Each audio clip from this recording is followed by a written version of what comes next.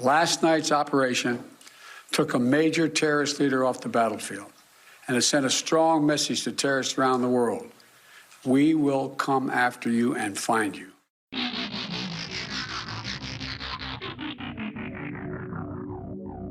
Hello and welcome to What the F*** Just Happened Today, your essential guide to the daily shock and awe in national politics. I'm Joe Amditis. Let's get to it. It's Thursday, February 3rd, 2022. Welcome to day 380.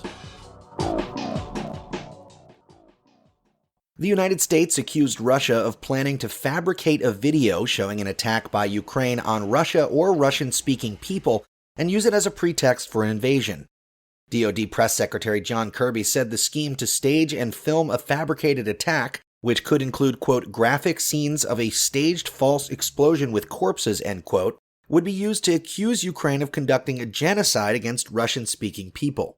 A senior Biden administration official said Russian intelligence is intimately involved in the effort and that Moscow has already recruited people who would be involved in the fake attack.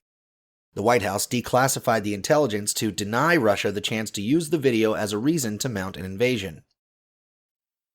Meanwhile, the leader of the Islamic State killed himself during an overnight raid by U.S. Special Operations commandos in Syria.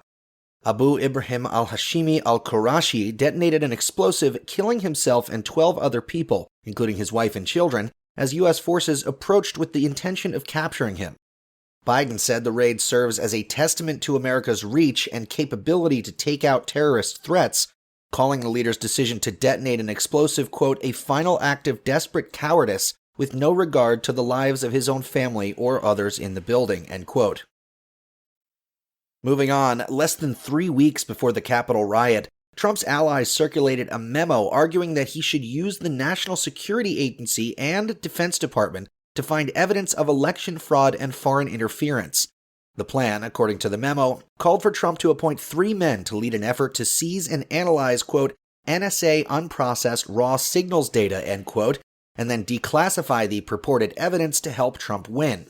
There is no evidence of widespread fraud or any indication that foreign intelligence helped Biden win.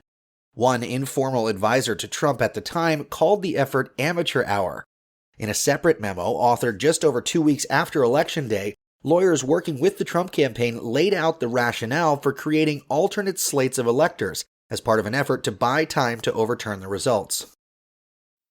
And finally, Rudy Giuliani was unmasked as a contestant on The Masked Singer, prompting hosts Ken Jeong and Robin Thicke to walk out in protest. Giuliani is currently being sued for more than $1.3 billion in damages by Dominion voting systems for carrying out a, quote, viral disinformation campaign about Dominion, end quote, made up of demonstrably false allegations intended to promote the false preconceived narrative that the election was stolen from Trump, and to enrich himself through legal fees and his podcast. Giuliani is also the subject of a federal investigation into his dealings in Ukraine, including efforts to dig up damaging information on Trump's political opponents. It's unclear what costume Giuliani was wearing or what song he was singing and dancing to. That's all for now. You can find the links and sources for all of these stories on the main website. And as always, visit whatthefjusthappenedtoday.com for the latest news and headlines. Until next time, I'm Joe Amditis.